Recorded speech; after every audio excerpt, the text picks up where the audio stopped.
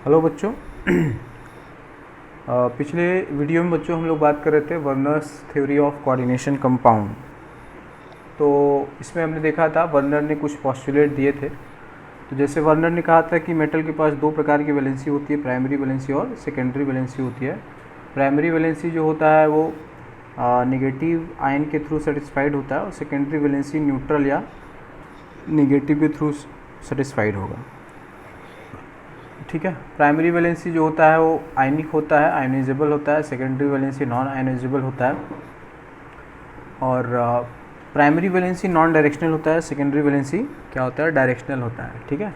तो उसमें हम लोगों ने कुछ एग्जांपल देखे थे, तो उसी को आगे कंटिन्यू करते बच्चों। जैसे अगर हमने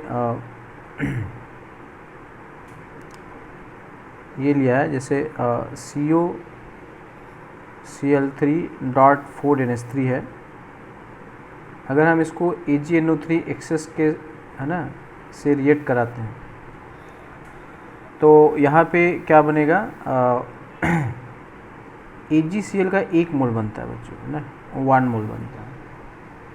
तो ऐसा इसीलिए होगा, इसका मतलब है कि एक ही क्लोराइड जो है वो क्या है, बाहर है, बाकी जो है वो क्या है, अंदर है। ये इस तरह से होगा, तभी हम इसको एक्सप्लेन कर सकते हैं। ठीक है। तो जो क्लोराइड आयनाइजेशन स्फीयर में होगा, ठीक है ना, जो कोऑर्डिनेशन स्फीयर से क्या होगा, बाहर होगा, वही क्या होगा बच्चों, आयनाइज होगा, और वही AgCl के साथ क्या देगा, प्रेसिपिटेट देगा। ठीक है। और उसी प्रकार से अगर हमने एक एग्जांपल लिया COCl3.3NH3, अगर हम इसको AgNO3 के साथ रिएक्ट कराते हैं तो यहाँ पर कोई भी प्रेसिपिटेट ऑब्टेन नहीं होता है। तो इसका कारण ये है कि इस केस में बच्चों जो है COCl3.NH3 का होल थ्राइस है। तो कोई भी जो क्लोराइड आयन है वो बाहर है ही नहीं, इसलिए यहाँ पे कोई भी प्रेसिपिटेट नहीं बन रहा है। ठीक है। तो इस पे बच्चों मोल कंसेप्ट या टाइटेशन से रिलेटेड जो है वो प्रॉब्लम जो है IIT बहुत ही अच्छा बनाता है। ठीक है। तो ये आप ज़रूर समझ लें कि आप उसमें कितना क्लोराइड आयन अंदर है या कितना बाहर है, तो उसको हम लोग, ठीक है ना, प्रेसिपिटेट का जो मोल होता है उससे हम डिसाइड कर सकते हैं। अब जैसे मान लो बच्चों, अगर हमने ये एग्जांपल लिया, जैसे है COCl3.6NH3 है। ठीक है। सेकेंड है COCl3.5NH3 है।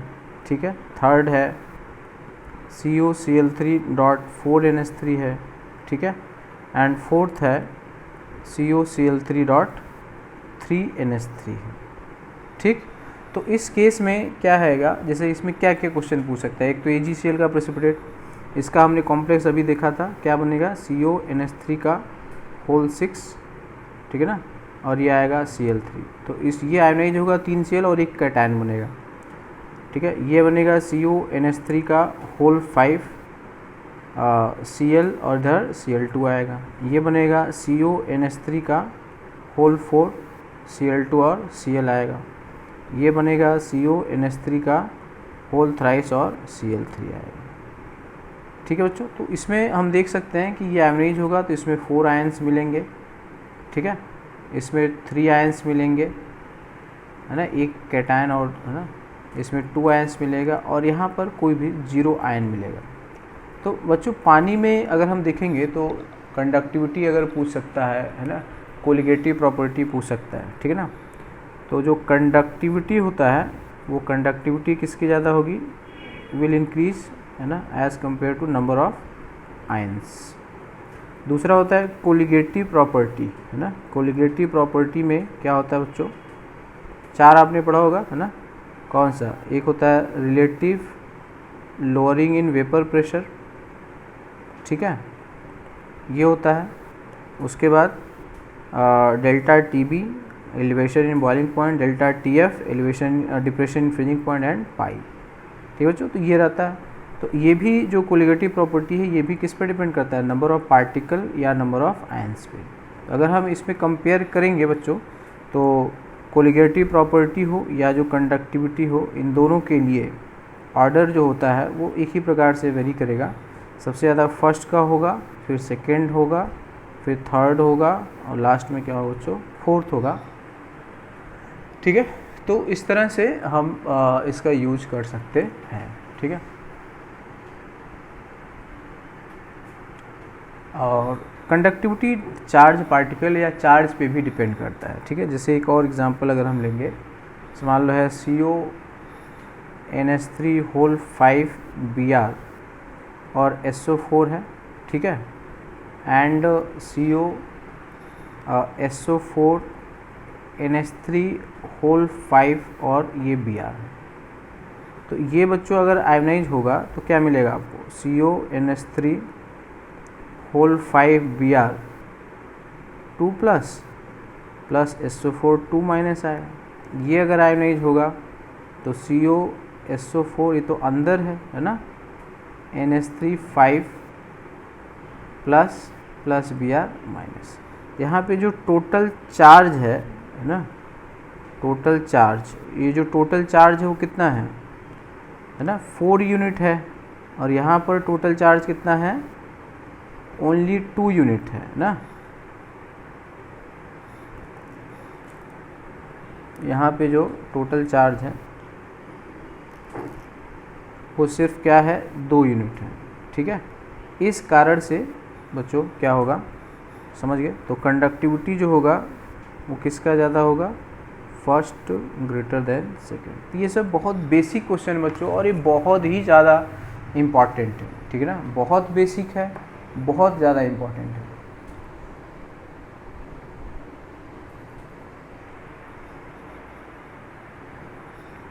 एक और इसी भी क्वेश्चन करते हैं। जैसे है एक एग्जांपल है, 100 ml ऑफ 0.1 m, ठीक है, Cr Br Cl2 dot x NH3। ठीक है, ये दिया हुआ है, is treated with access of AgNO3। ठीक है, is treated with access of AgNO3 and we get only yellow precipitate of AgBr।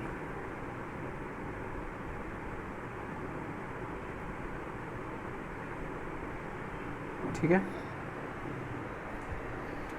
तो find the value of x and number of moles of AgBr। ठीक है, find x क्या होगा and number of moles of AgBr। ठीक है, तो simple सी बात है बच्चों कि एक्सेस ऑफ AgNO3 के साथ, अब इसमें जो होता है बच्चों कि हमने बताया था, एक होता है कॉमन कोऑर्डिनेशन नंबर, वो मोस्ट कॉमन क्या होता है, 6 होता है। ठीक है ना, तो क्रोमियम के लिए यहाँ पे ये 6 हो जाएगा, और ऑक्सीडेशन स्टेट क्या लेंगे हम, +3 लेंगे।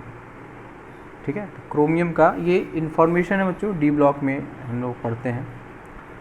तो यहाँ पर यही आएगा कि तो इसका मतलब कह रहा है कि केवल ब्रोमीन मतलब उसमें आया, तो इसका मतलब ये है ना कि ये Br बाहर रहेगा। ठीक है ना, Br को हमको बाहर रखना होगा और Cl2 को अंदर रखना होगा, और यहाँ पे अमोनिया रहेगा। अब कोऑर्डिनेशन नंबर 6 रखना है, यहाँ पे Br है। ठीक है, तो ये 4 ही तो हो सकता है, तभी तो ये कोऑर्डिनेशन नंबर 6 होगा। ठीक है, और ये Br होगा, तो यहाँ पे अगर हम AgNO3 कर लेंगे, यहाँ पे AgBr का प्रेसिपिटेट मिल जाएगा। ठीक है, बस हो गई। तो इसका मोल पूछा गया है ना, तो ये कितना है, 100 ml इंटू 0.1 m। ठीक है, तो इसका कितना आएगा, 0.01 मोल आ जाएगा। ठीक है, ये भी 0.01 मोल बन जाएगा। तो x की वैल्यू हम 4 ले लेंगे, और AgBr जो होगा वो कितना आएगा, 0.0। ठीक है, तो ये ऐसे जो क्वेश्चंस होते हैं बच्चों न्यूमेरिकल्स में बहुत बार पूछे जाते हैं। कोलिगेटिव प्रॉपर्टी, कंडक्टिविटी, है ना, मोल कंसेप्ट, जो मर्जी है आप लगा सकते हैं।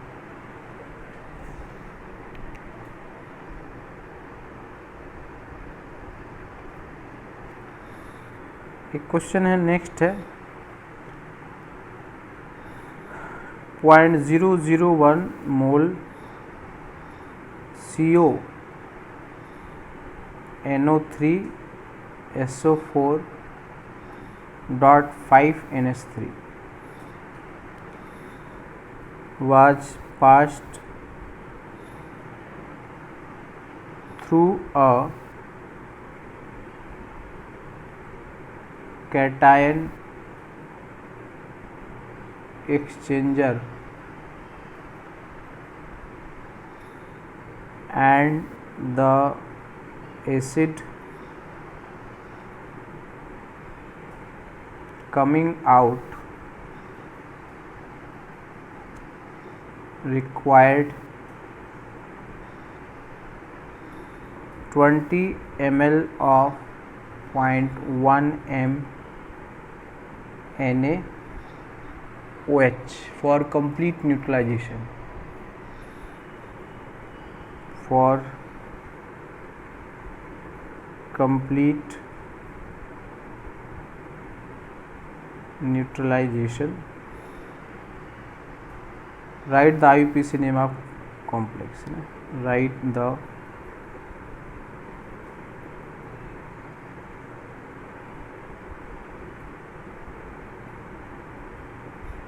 ठीक है। तो ये है बच्चों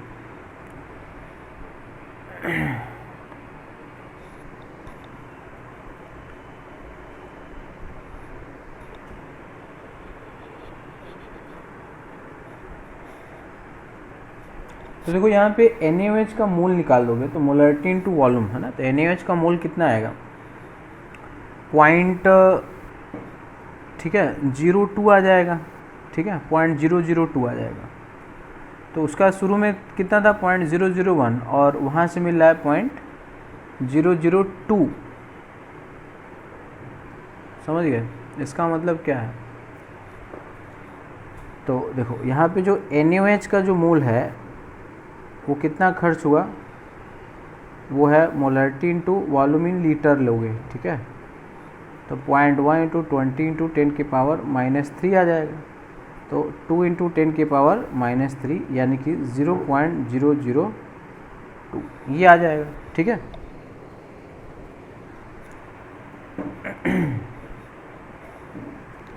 तो ये जो है बच्चों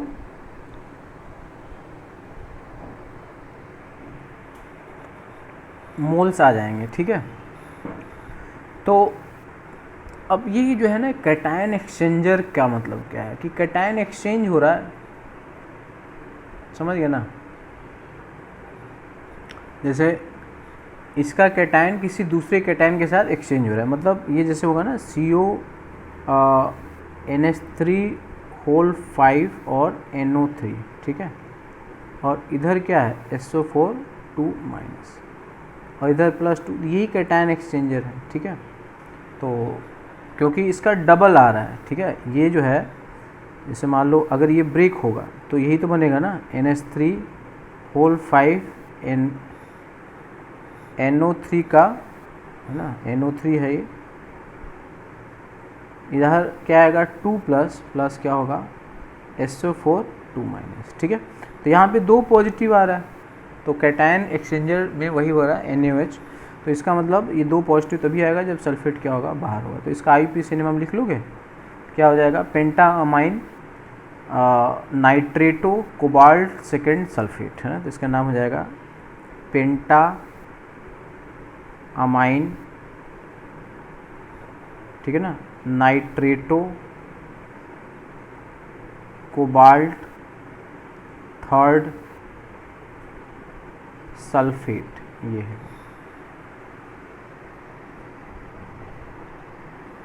ठीक है।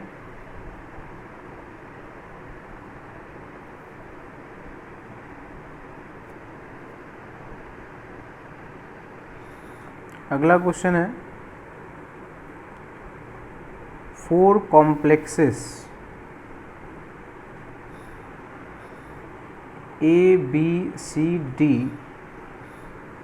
have been formed from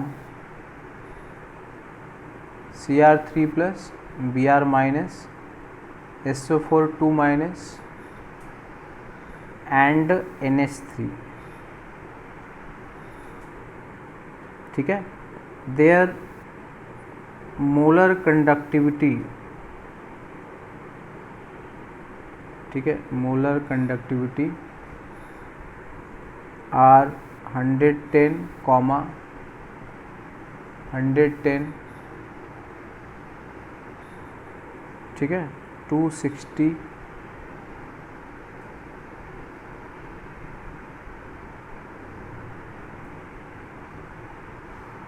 ठीक है, 0 भी है, ठीक है। ओम इनवर्स Cm स्क्वायर पर मोल, ठीक है। Then write the name of all 4 complexes. Then write the name of all 4 complexes, ठीक है। तो मोलर कंडक्टिविटी देखो ज़्यादा है, इसका मतलब सबसे ज़्यादा 260 है, 110 है, ठीक है, 110, 110 और 260 और 0 है।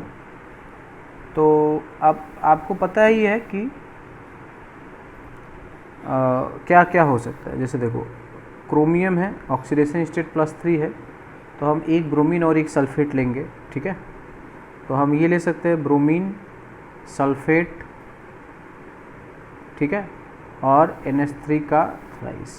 अब इसकी मोलर कंडक्टिविटी क्या होगा, 0 होगा, इसका लैम्डा m 0 हो जाएगा।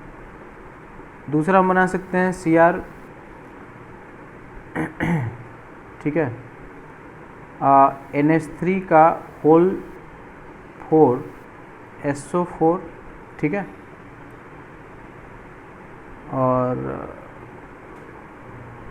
और इधर क्या ले सकते हैं, Br ले सकते हैं, तो ये 110 आ जाएगा,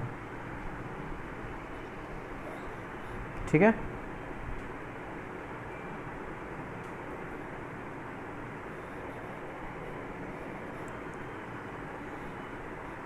और ऐसा भी हो सकता है कि CrNH3 का होल 6, ठीक है ना,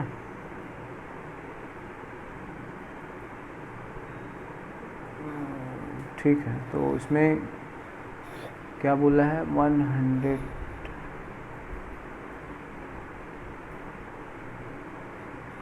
ठीक है। तो एक जो है अगर हम इसको अंदर ले लेते हैं, CrNH3 का होल 4 Br, ठीक है, ट्वाइस भी ले सकते हैं और ऐसे भी तो ले सकते हैं, इसका भी 110 आ जाएगा, ठीक है। एक हो सकता है CrNH3 का होल 5 Br और इधर SO4, अब इसका क्या आएगा, 260 आ जाएगा।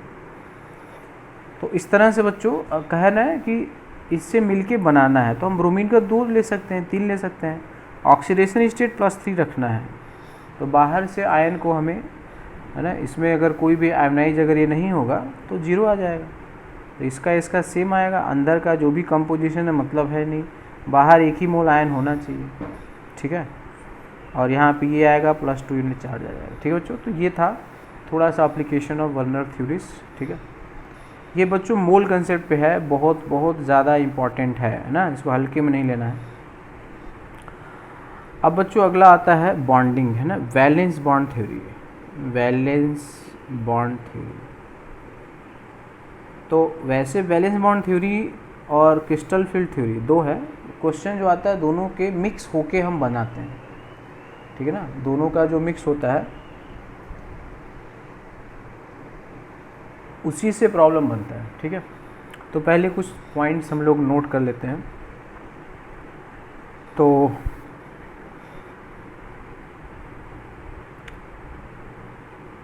इसमें ही है according to valence bond theory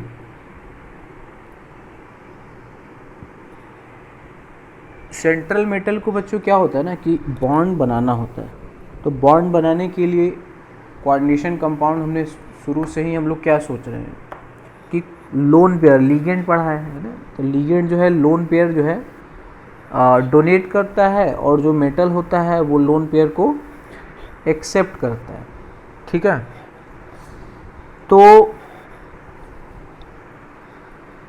तो मेटल के पास क्या होना चाहिए, suitable number of vacant orbital होना चाहिए, ठीक है। अगर मेटल के पास suitable number of vacant orbital होगा तब तो वो कोऑर्डिनेट बॉन्ड बनाएगा। Suitable number of vacant orbital का मतलब है कि ये जो वैकेंट ऑर्बिटल्स है ना, इनमें एनर्जी का डिफरेंस जो है वो कम से कम होना चाहिए। एनर्जी का डिफरेंस कम होने का मतलब ये होता है कि उनकी हम इंटरमिक्सिंग कर सकते हैं, वहाँ पे हाइब्रिडाइजेशन उनका हो सकता है। अगर एनर्जी में डिफरेंस बहुत ज़्यादा रहेगा तो उनकी इंटरमिक्सिंग नहीं हो पाएगी, ठीक है। तो जो ट्रांजिशन मेटल होते हैं या जो इनर ट्रांजिशन मेटल होते हैं उसमें क्या होता है N-1D NS और NP, ये जो वैल्यू होती है या NS NP और ND, ठीक है ना, इनमें क्या होता है एनर्जी का डिफरेंस कम होता है, ठीक है। तो पहले ये समझ लो कि N-1D NS और NP, एक तो ये होता है जो आपको पढ़ना है, दूसरा है NS NP और ND, एक ये होता है। तो यहाँ पे क्या होता है मिक्सिंग पॉसिबल है, मिक्सिंग क्या है पॉसिबल, यहाँ भी मिक्सिंग क्या है पॉसिबल।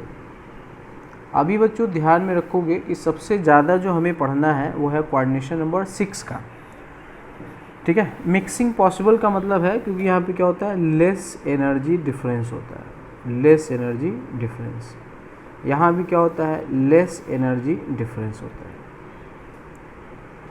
ठीक है। अब इसमें क्या होता है ना, जैसे ऑक्टाहेड्रल होता है, ठीक है, तो ऑक्टाहेड्रल में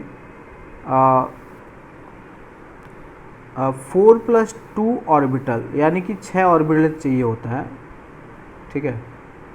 4 ऑर्बिटल जो होते हैं, ठीक है ना, वो XY प्लेन में होने चाहिए, XY प्लेन में, ठीक है।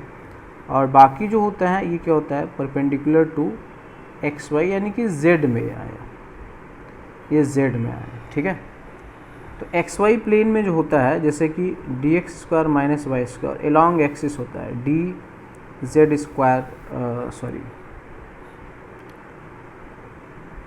डी है ना, ये सब एक्सिस के लॉन्ग होते हैं, ठीक है।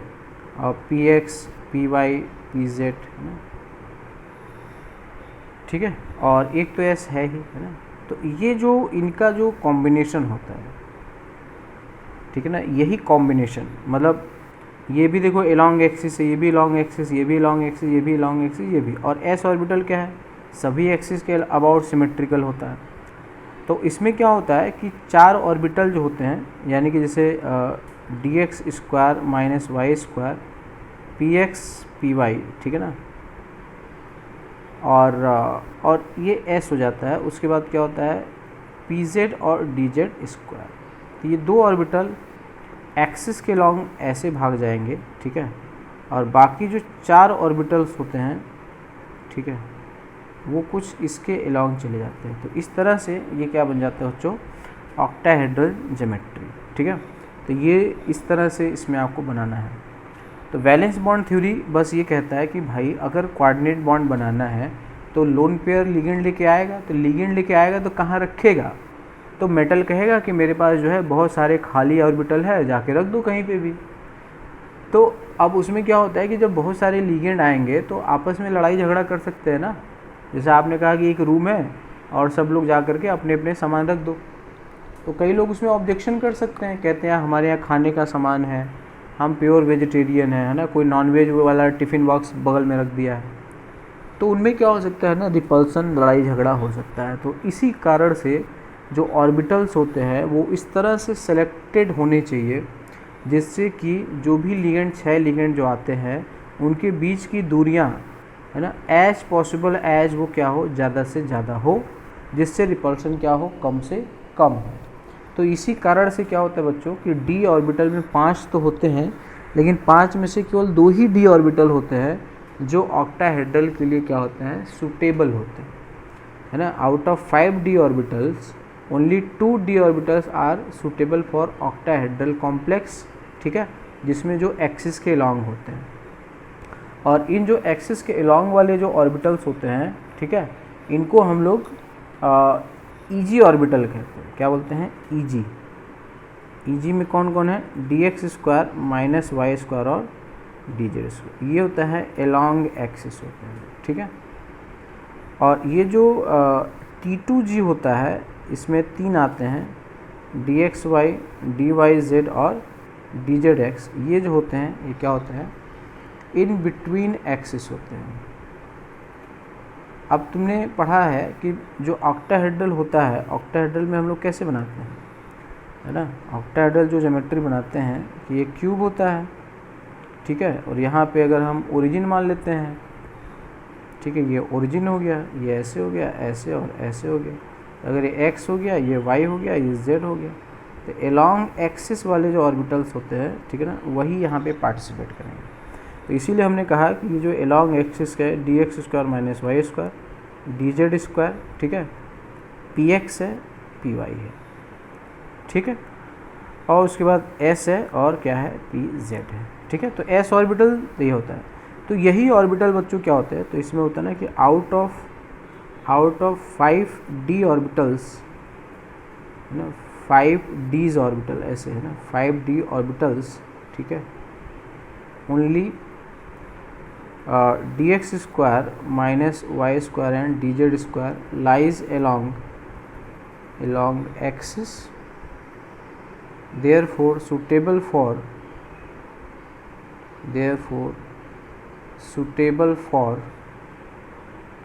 octahedral अरेंजमेंट, ठीक है ना। क्योंकि ऑक्टाहेड्रल अरेंजमेंट में जो भी यहाँ पे बच्चों जो लीगेंड आएंगे, ठीक है ना, इनके बीच की जो डिस्टेंस होगी ना, इसी केस में मैक्सिमम होगी। जैसे यहाँ पे L1 है, L2 है, L3 है, L4 है, L5 है और ये L6 है, ठीक है। तो इन्हीं के बीच की डिस्टेंस यहाँ पे क्या होती है, मैक्सिमम होती है ना। तो ये होता है ऑक्टाहेड्रल।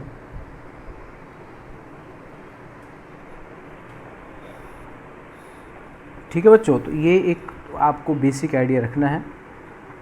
तो अब हम लोग थोड़ा थ्योरी को कुछ पॉइंट वाइज नोट कर लेते हैं, फिर आगे बढ़ते हैं।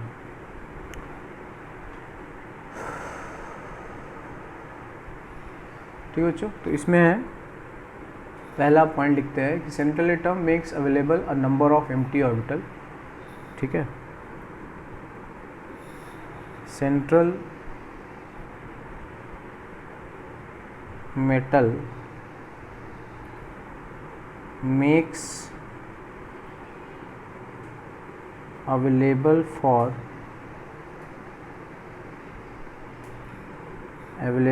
a number of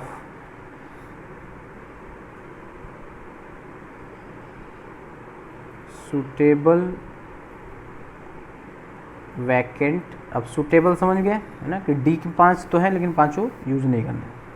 suitable vacant orbital, ठीक है, इक्वल टू कितना चाहिए, जितना कोऑर्डिनेशन नंबर है, 6 चाहिए तो 6 है, 4 चाहिए तो 4 है, 3 चाहिए तो 3, equal to coordination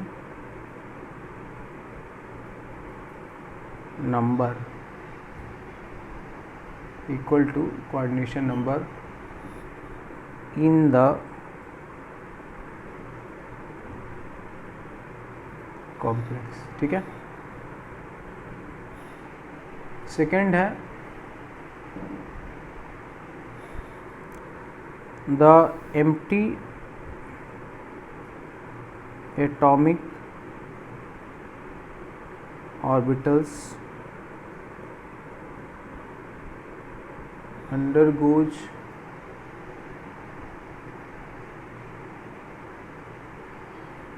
hybridization,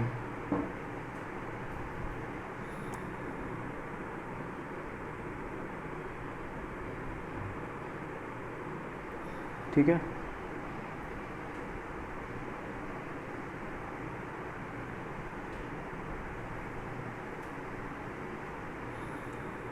of specifying definite geometry। ठीक है,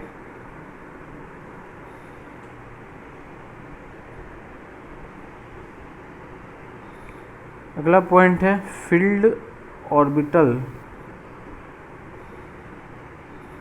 of ligand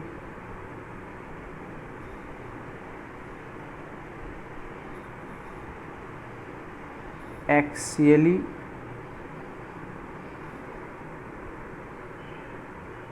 overlap with these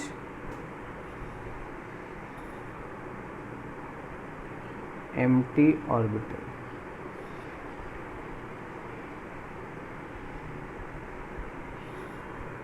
and coordinate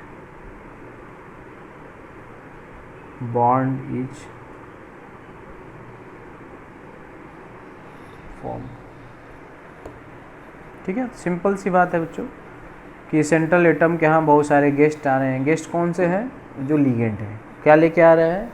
gift लेके आ रहे हैं। क्या है गिफ्ट में? लोन पेयर है। लोन पेयर को क्या चाहिए? हर एक लोन पेयर को एक एक ऑर्बिटल चाहिए। तो मोस्ट सिमेट्रिकल जो ज्योमेट्री होता है वो ऑक्टाहेड्रल होता है। ऑक्टाहेड्रल में 6 ऑर्बिटल की ज़रूरत होती है।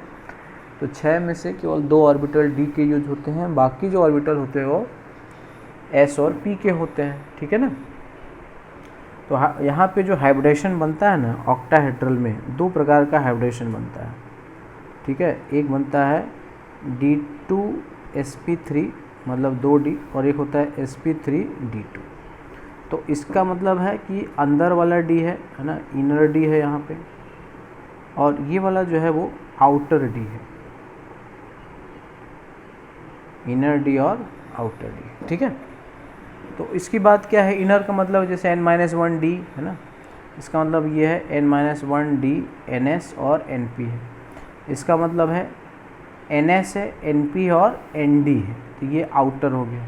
तो n के साथ है, d वाला n वाला है तो आउटर होगा, अगर n-1 वाला है तो इनर होगा। ठीक है, तो हम लोग कुछ ज्योमेट्री वगैरह है ना लिख लेते हैं। ठीक है, और उसके बाद फिर आगे बढ़ते हैं। तो कोऑर्डिनेशन नंबर है, उसके बाद हाइब्रिडाइजेशन है, फिर उसके बाद है ज्योमेट्री है, उसके बाद है कुछ एग्जाम्पल है।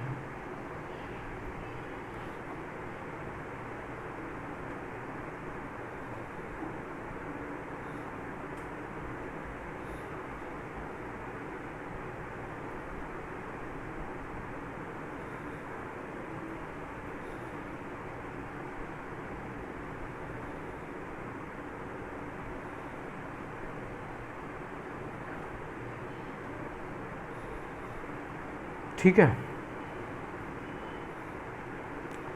तो पहला बच्चों कोऑर्डिनेशन नंबर मिनिमम 2 चाहिए। ठीक है, हाइब्रिडेशन इसका हो जाएगा sp, और जो ज्योमेट्री है होगा वो लीनियर होगा ऐसे। 2 लिगेंड्स आएंगे L और L, इनके बीच का एंगल 180 डिग्री। तो इसके एग्जांपल जैसे है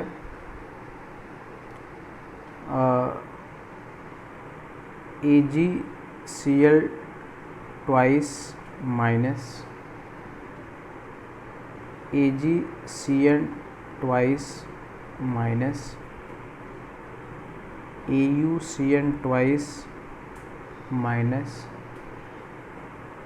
CuCN ट्वाइस। ठीक है, कोऑर्डिनेशन नंबर 3 होगा तो हाइब्रिडेशन होगा sp2 होगा, यहाँ मेटल होगा, और ये ट्राइगोनल प्लेनर ज्योमेट्री होगा। ठीक है, इसको क्या कहोगे? लीनियर, और ये आपका क्या है? Trigonal planar. और ये जो होगा HgI3, एक ही एग्जांपल है इसके। इसमें 4 है तो हाइब्रिडेशन हो सकता है आपका sp3, ज्योमेट्री होगा टेट्राहेड्रल। ठीक है, तो इसके जो एग्जांपल्स हैं NiCl 4 2 minus Zn 4 2 plus CdCN 4 2 minus HgI4 2 minus AgH2O3 twice 3 minus COSCN4, ठीक है। उसी तरह आगे हम इसको कंटिन्यू करेंगे।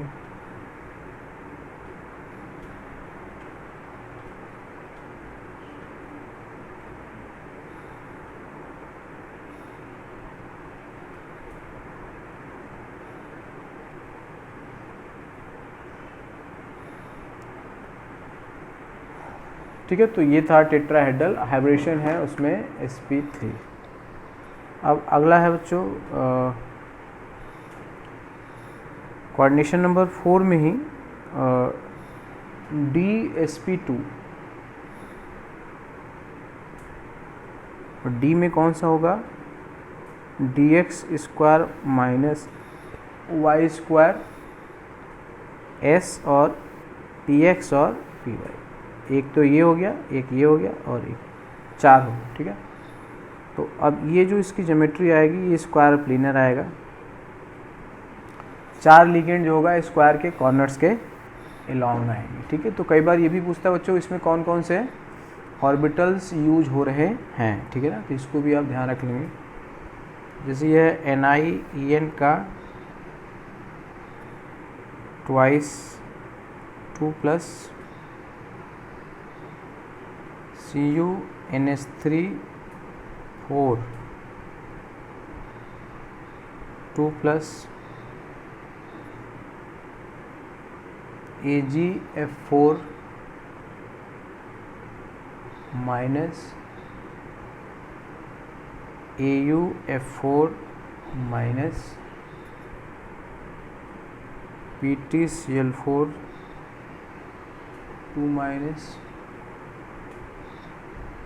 PdH2O4 2 plus. बहुत सारे एग्जाम्पल है, ऐसा नहीं कि जो हमने लिखा है बस इतने ही एग्जाम्पल है, सो मेनी एग्जाम्पल, ठीक है। अगला है बच्चों कोऑर्डिनेशन नंबर 4 में हाइब्रिडेशन हो सकता है D3S हो सकता है। अब इसमें जो जब D3 आएगा तो dxy dyz और D2 आएगा तो 2 है ना, 2 सेट होता है ना, उनकी अपनी अपनी टीम है ऐसे, ठीक है।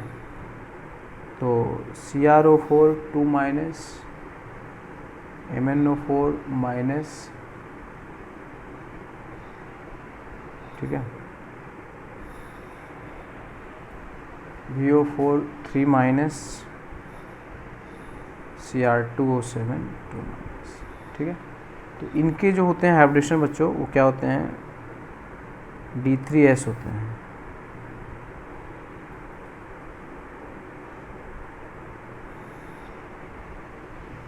कोऑर्डिनेशन नंबर 5 है, तो 5 में DsP3 है, ठीक है। तो इसमें होता है dz square plus s plus px plus py plus pz। और ये बनता है ना, ये तो इसमें टेट्राहेड्रल ही था।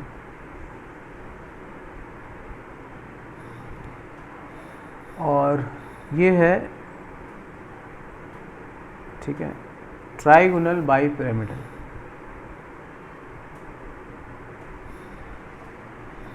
इसके जो एग्जांपल लाइक FeCO होल 5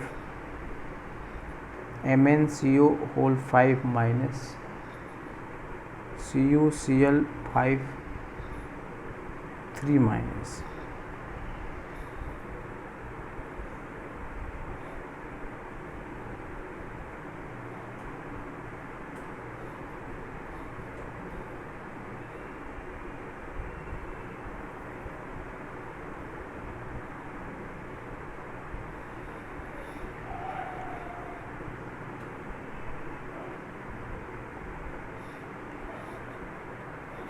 ठीक है। कोऑर्डिनेशन नंबर 6 में होगा D2sp3, अभी मैं इसे बता चुका हूँ। तो dx² - y² प्लस dz² और sp3, तीनों p रहेगा, p3 है तो, और ये जो होगा ये इसी प्रकार से आएगा, ठीक है।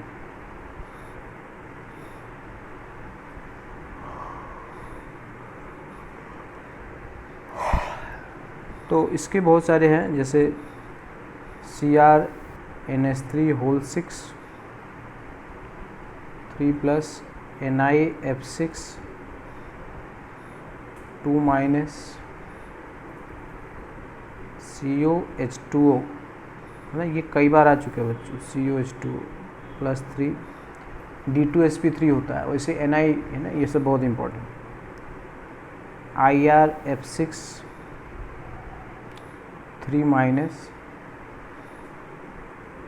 PdH2O whole 6 4 plus CONH3 whole 6 3 plus, ठीक है।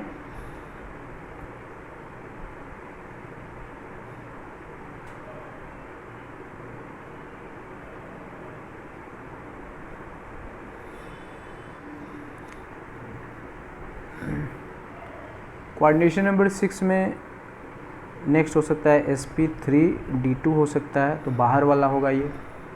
सेम इसी प्रकार से ज्योमेट्री बनेगा, जैसे CrH2O होल 6 2 प्लस है NiEN थ्राइस 2 प्लस है FeNH3 होल 6 2 प्लस है ना, ये बहुत इम्पोर्टेंट है।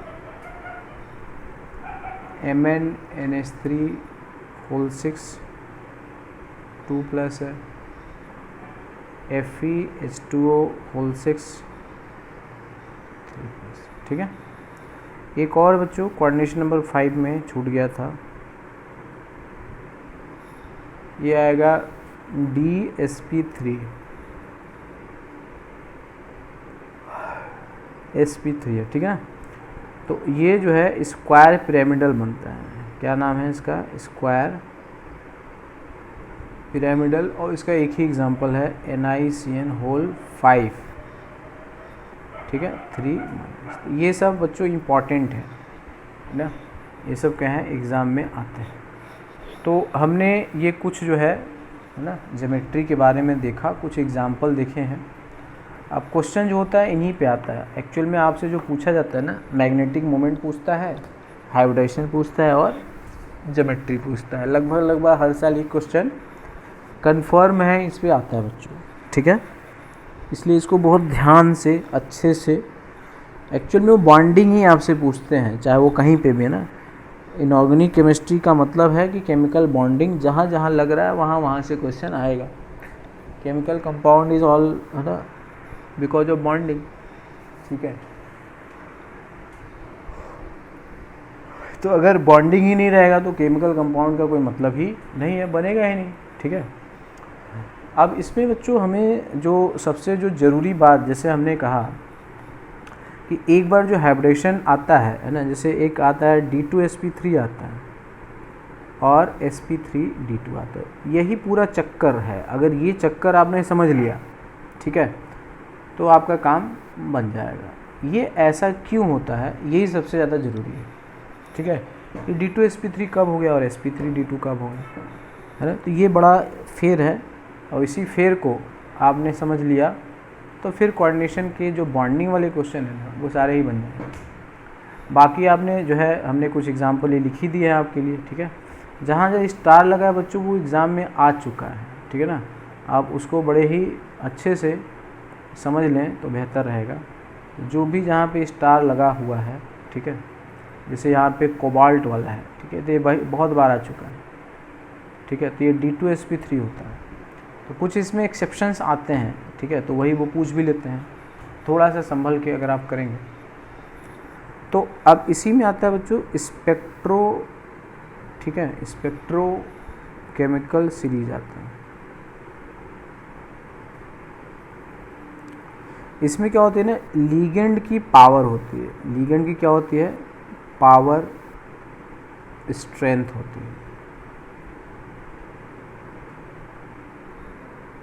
इन द कॉन्टेक्स्ट ऑफ, बहुत ध्यान से, in the context of 3D series only,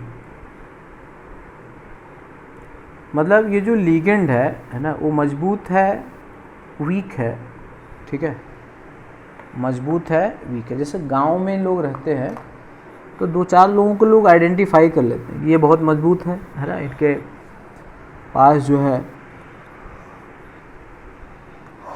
बहुत सारी प्रॉपर्टी है ना, बहुत सारे खेत हैं ना, ट्रैक्टर है, ट्रक है ना। 2-4 लोग होते हैं गांव में, आप उनको पहचान लेते हैं कि ये जो है इस गांव के बड़े अमीर आदमियों में से एक है।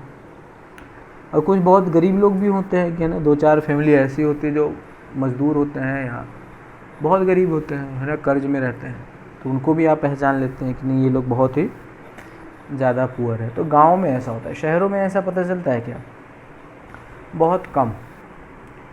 शहरों में तो सबके पास आप देखेंगे, सबके पास बिल्डिंग है, सबके पास घर है, किसी का कुछ पता नहीं। जिसे घर पुराना हो सकता हो यहाँ पे ना अमेरिका में रह रहा हो और उसके बाद अरबों की संपत्ति हो। शहरों में हम ये विभेद डिफ्रेंशिएट नहीं कर पाते हैं, लेकिन गांव में हम बड़े आराम से कर लेते हैं। तो यहाँ पे जो गांव है वो है क्या है बच्चों, 3D सीरीज है। तो 3D सीरीज का मतलब कौन है, ये वाले हैं ना, स्कूटी VCR मत फेंको, ठीक है, निकुंज बताया था। इनके लिए जो लीगेंड है मैटर करेगा कि वो स्ट्रॉन्ग लीगेंड है कि वीक लीगेंड है। तो स्पेक्ट्रोकेमिकल सीरीज में जो बहुत पहले आता है वो क्या होता है, वो स्ट्रॉन्ग लीगेंड आता है, ठीक है। तो मैं इसको लिख दे रहा हूँ। तो जैसे कि मान लो CO स्ट्रॉन्गेस्ट लीगेंड है, उसके बाद CN- होता है, ठीक है, उसके बाद CH3- है, PR थ्राइस है, ठीक है, और उसके बाद है NO2- है, ठीक है, उसके बाद है बाईपिरिडीन या फेन है, BPY बताया हूँ है ना, लीगेंड आप देख लेंगे। तो BPY या फेन लगभग बराबर होते हैं। उसके बाद EN होता है, ठीक है, उसके बाद अमोनिया = पिरिडीन होता है, ठीक है, उसके बाद जो है वो है EDTA है, उसके बाद है NCS- है, फिर है वाटर है, उसके बाद O2- है, C2O4 है, NO3- है, SO4 ONO-, F-, N3-, Cl-, SCl-, Br- और I- जो है बच्चों बहुत वीक। ये जो होते हैं ना, स्पेशली इधर वाले NO2 तक ना, ये काफ़ी स्ट्रॉन्ग लीगेंड होते हैं। क्या होते हैं, काफ़ी स्ट्रॉन्ग लीगेंड, मतलब इनके अंदर लोन पेयर देने की इच्छा बहुत तगड़ी होती है ना। इनके अंदर क्या होती है, इनके अंदर लोन पेयर देने की है ना इच्छा काफ़ी तगड़ा होता है,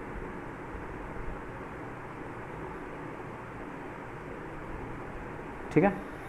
इनके अंदर लोन पेयर देने की इच्छा बहुत तगड़ा होता है। मतलब जैसे मान लो कि पहले देखते थे गांव में लोग जो है स्कूल में बच्चे नहीं जाते थे है ना, घर पे रहते थे, खेलते कूदते थे ना, कुछ कंचे वगैरह खेल रहे हैं तो मास्टर जी बुलाते थे, उनको पकड़ के लेके जाते थे, 4-5 लड़के खूब कुटाई करते करते स्कूल लेके जाते थे। तो वो जो मास्टर हुआ करते थे वो लोग क्या थे, बड़े ही तगड़े वाले मास्टर थे। मतलब घर में घुस के निकाल के है ना पढ़ाते थे। आजकल कोई नहीं पूछता है ना, तो वैसे ही बच्चों ये तगड़े वाले लिगेंड है ना। ये क्या करते हैं, घर में घुस के इलेक्ट्रॉन देते हैं, ठीक है। तो ये क्या करते हैं कि ये लिगेंड जो है, लिगेंड, ठीक है ना, इनर वाले ऑर्बिटल को क्या करते हैं, प्रेफर करते हैं। जैसे मान लो अगर आपको पैसा लाना है घर में, है ना, पैसा या सोना 1 किलो खरीद के लाया आप, है ना, 1 किलो सोना आजकल 50 लाख मिलेगा। उसको कहाँ रखोगे, ड्राइंग रूम में रख दोगे, बाहर? उसको कहाँ रखोगे, सबसे अंदर वाले कमरे में, है ना, सेफ जगह। तो वैसी जो स्ट्रॉन्ग लिगेंड होता है वो सबसे अंदर वाले ऑर्बिटल जहाँ तक खाली हो। अब अंदर वाले जगह नहीं है ना, अंदर के रूम में तुम्हारी जगह नहीं, तो क्या करोगे, निकाल के बाहर फेंक दो उसको ना। जो फालतू अबाड़ा कबाड़ा है उसको निकालो, और जो कीमती चीज़ है ना, प्रीशियस मेटल है, सिल्वर है, चांदी है, गोल्ड है, पैसा है, उसको अंदर वाले रूम में रखोगे। सेम यहाँ भी है बच्चों कि जो स्ट्रॉन्ग लिगेंड होता है वो लोन पेयर लेके आता है, ठीक है। तो वो अंदर वाले डी ऑर्बिटल में अगर जहाँ भी स्कोप बने, क्या बने, स्कोप, अंदर वाले बिल्कुल पैक्ड है, सील है ऑलरेडी, उसमें बहुत सारे पैसे रखे हुए हैं, जगह ही नहीं, क्या निकाल लोगे उसमें से। तो स्कोप तब बनता है, हमें कितना डी चाहिए बताओ, कोऑर्डिनेशन नंबर 6 में कितने डी चाहिए, 2 डी चाहिए होता है। क्या चाहिए, 2 डी चाहिए होता है। तो 2 डी ऑर्बिटल को अगर हम किसी तरह खाली करा लें, ठीक है ना, तो 2 डी ऑर्बिटल खाली कब करा सकते हो बोलो, जब देखो D6 है तो खाली हो जाएगा क्या, 2 डी ऑर्बिटल खाली हो जाएगा। D6 है तो देखो, जैसे यहाँ पे 6 इलेक्ट्रॉन है तो खाली हो जाएगा क्या, 2 डी हो जाएगा, है ना। इसको खाली कर लोगे, 6 इलेक्ट्रॉन है तो,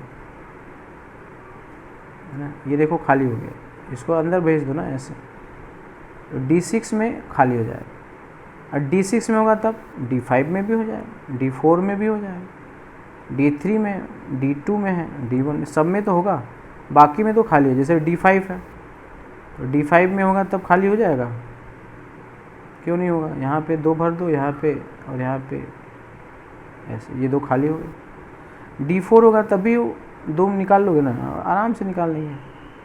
ये 4 इलेक्ट्रॉन है, एक को इसमें भर दो ऐसे, D4 में मिल जाएगा। D3 में है क्या, अरे D3 में तो खाली है, D3 में हमें कुछ करने की आवश्यकता है नहीं है तो ज़बरदस्ती के सामान इधर उधर नहीं फेंकोगे ना ऐसे। D1 में है क्या, हाँ है।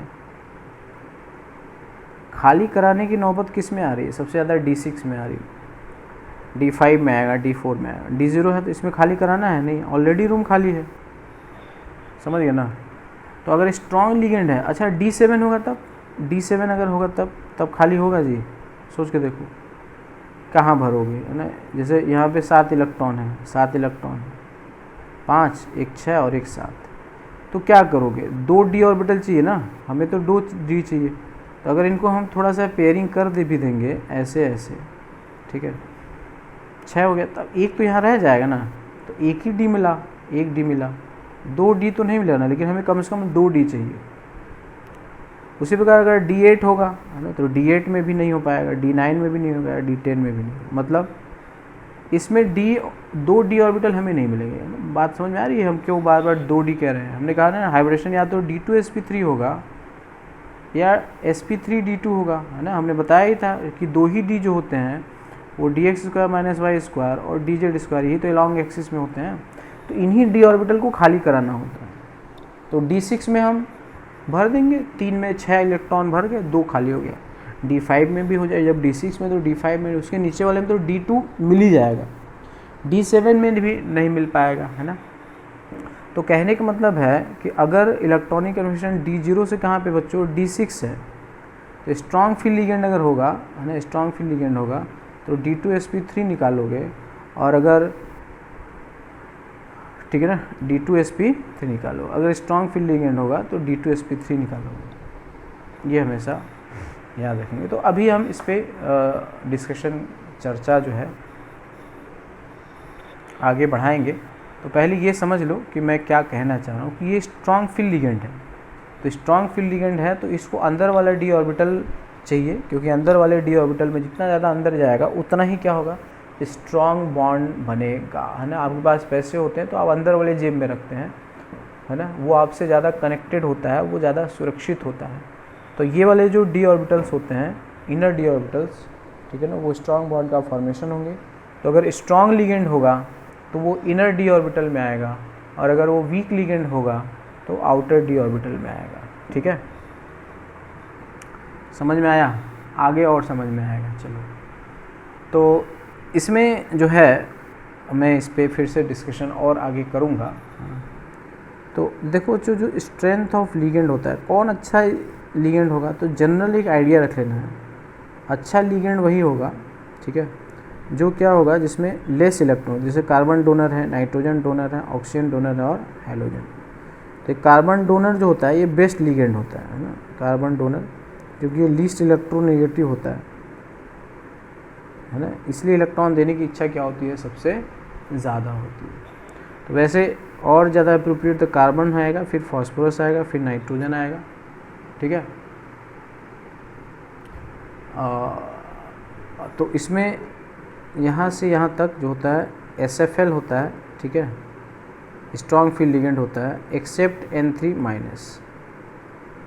जहाँ भी नाइट्रोजन डोनेटिंग साइट होता है वो स्ट्रॉन्ग फील्ड लिगेंड होता है, ठीक है। और ऑक्सीजन आ गया, ठीक है ना, हैलोजन आ गया, ठीक है। तो ये सब जो होते हैं वीक फील्ड लिगेंड होते हैं। क्या होते हैं? Weak field ligand. इनके अंदर पेयरिंग करने की कोई ताकत नहीं होती है, ठीक है। तो इसमें ये होता है कि बच्चों की स्ट्रॉन्ग फील्ड लिगेंड, ठीक है ना, affect electronic configuration of central metal, affect electronic configuration of central metal, ठीक है, by making unpaired electron to pair up,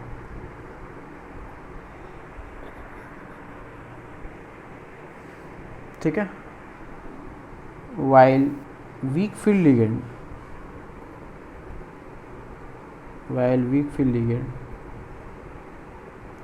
अब जैसे बात बच्चों घर में आप लेके आए, है ना, कोई सामान लेके आए जो बहुत ही सस्ता है, जैसे न्यूज़पेपर है, तो न्यूज़पेपर को क्या तिजोरी में डालोगे?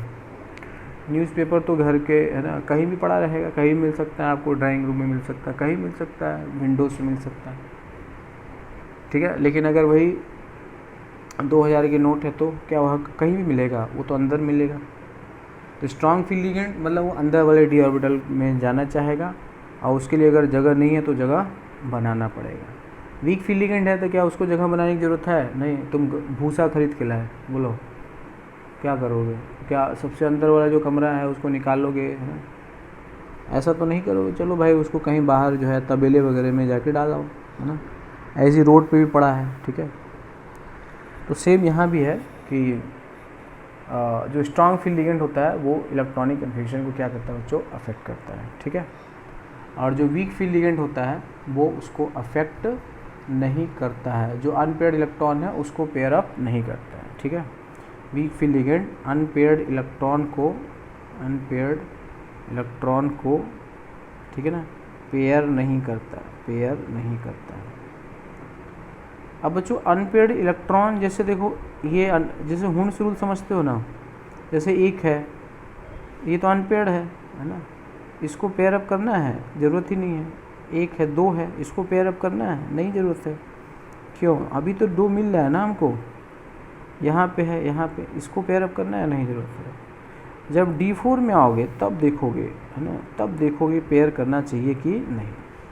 अब इसको इधर भेजें कि ना भेजें, तो अगर SFL होगा तो पेयर करेंगे, ठीक है। अच्छा इसमें SFL हो तब कोई हो क्या? ज़रूरत ही नहीं है। इसमें SFL हो तो पेयर करना है क्या? नहीं ज़रूरत है ना, दो मिल रहा है ना हमको D। इसमें SFL है, WFL है, तो हमको क्या चाहिए? क्या पेयर अप करना है क्या? नहीं। अननेसेसरी के पेयरिंग नहीं करेंगे, जब हमारे में जो बाहर के 2 d ऑर्बिटल है D2 उसमें अगर अतिक्रमण हुआ तब हम पेयरिंग करेंगे। तो SFL होगा तो पेयर करेंगे, नहीं तो नहीं। ठीक है, करेंगे, WFL में नहीं करेंगे। ठीक है, तो ठीक है बच्चों, इसी के आगे जो है हम नेक्स्ट वीडियो में कंटिन्यू करेंगे।